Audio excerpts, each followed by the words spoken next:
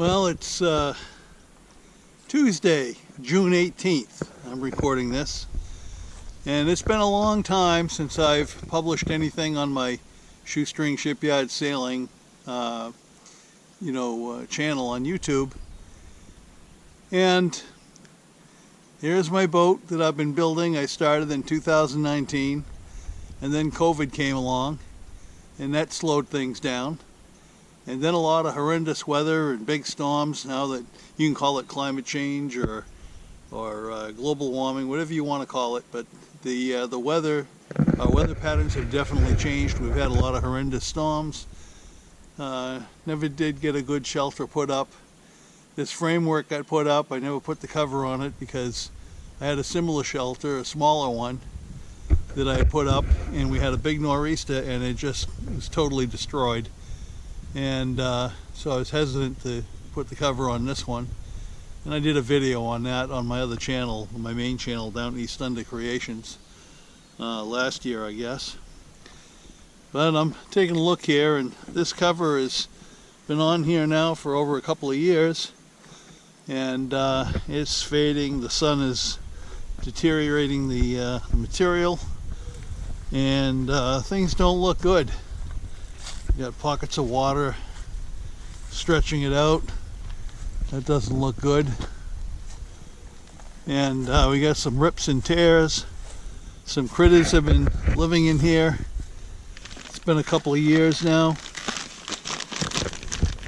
Oh, that doesn't look good either. Now it looks like we've got water buildup, maybe some rot. It doesn't look healthy. Yeah, it's a little depressing. At some point I got to get back to it. I'm not sure what I'm going to find when I get down there. But I do have to put up some sort of a shelter before I get to this. As you can see, the ground here, it's all overgrown. You're going to have to whack all these weeds down, mow it down, and of course there are ticks all over the place here. A lot of disease-carrying ticks, carry Lyme disease and other things. And Maine is known for a heavy tick population, and you have to check yourself every time you walk through this stuff, otherwise you end up with a tick on you. Not good to get a tick bite. So I do have chemical I can spread, dry granular type chemical. I call it Tick Be Gone. It has a number of different names, but I'm going to have to go through all this, and I have to spread it around after I whack down all these weeds, and maybe spray a little weed and grass killer down too to keep it from spreading up. This was always just hard packed sand, and everything, instead of growing up, we never planted it. It just did it on its own. But all that stuff just gets in the way. So I haven't really done anything at all over the past couple of years, and there's a lot of reasons for that.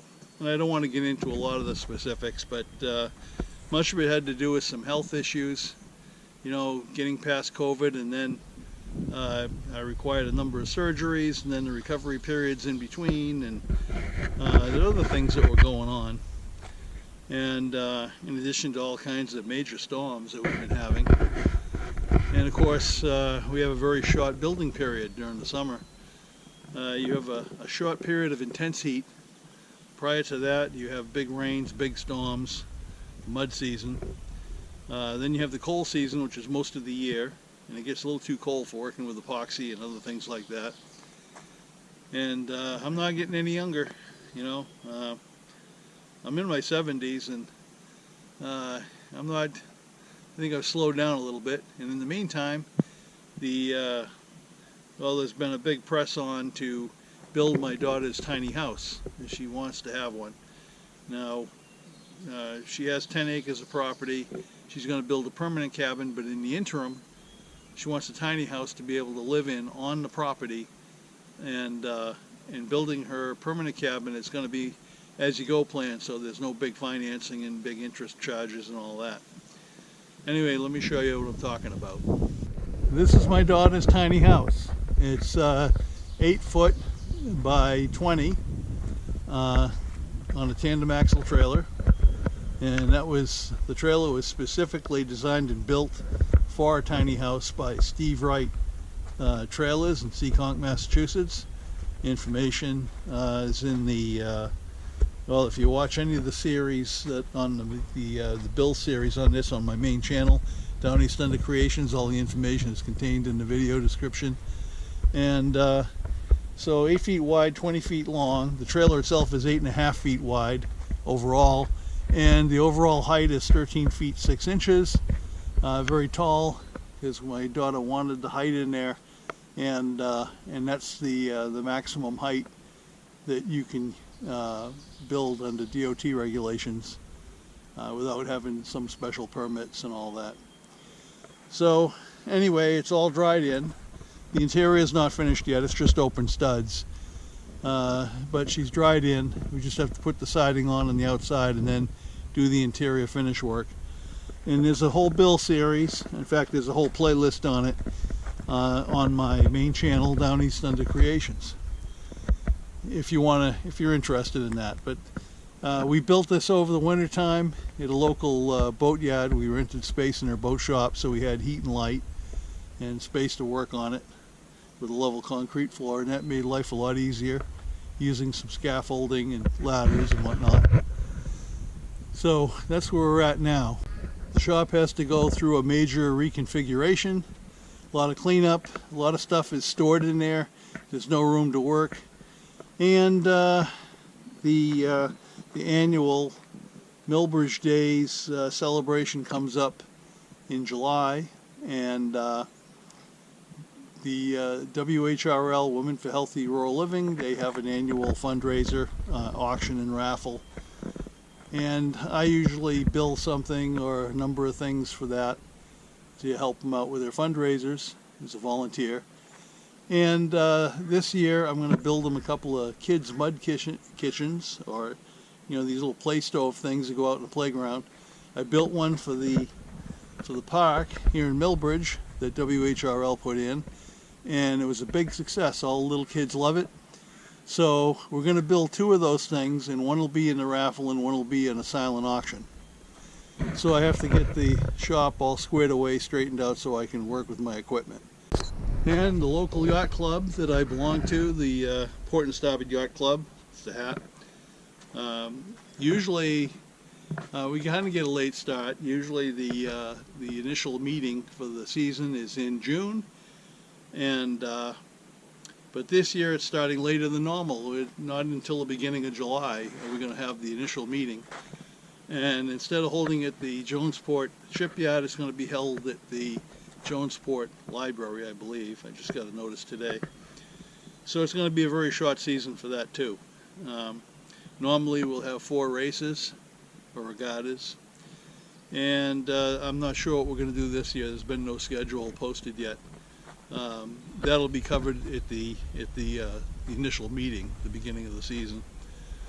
And if anybody's interested in joining that yacht club, if you come up this way down East Maine, it's only like $25 a year. So hey, why not? A lot of good people, a lot of experienced sailors. There are a couple of powerboat people, but they're mostly sailors. And we have a pretty good time. It's a good group. Mostly older people, retirement age. And that's where all that experience comes from, a lifetime of sailing. Everybody's been there, done that, and if you're a younger person, and you can learn quite a bit, a lot of knowledge to be gained. Everybody's willing to share. So that's that. Other update, I had a problem with my tractor. Let me show you that. Here's my tractor. It's a New Holland 1725. It was only made for 3 years, and 96, 97, 98, 29 horsepower, 3-cylinder diesel, 4-wheel drive, and I lost the steering in it last winter, so I really couldn't work on it until it got warmer. And what had happened is some water got in there somehow, and it popped the steering shaft right up out of the orbital valve, which is, this has hydraulic steering, and it just popped it right out, so there was nothing to drive it. And so I took it all apart, cleaned it out, and reseat it, and put it back together so that it won't happen again. And so now I've got the tractor back online. So that took a little bit of doing.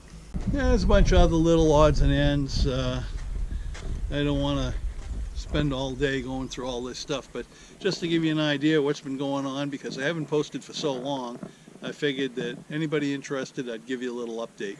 Some people have been asking me about the Mirage 5.5 that it was given to me a couple years back, and I still have it. I started working on it, but then like everything else, it had to be sidetracked, and it's just sitting on the trailer off to one side. Let me turn the camera around, I'll show you. Way down there. Yep, still sitting there. I haven't done anything with it. We're going to see how things go with the new boat build that I've been building. I don't know what I'm going to find. It may be a disaster.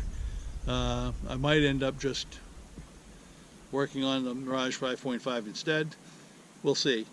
Right now everything's up in the air. I don't know what's going on.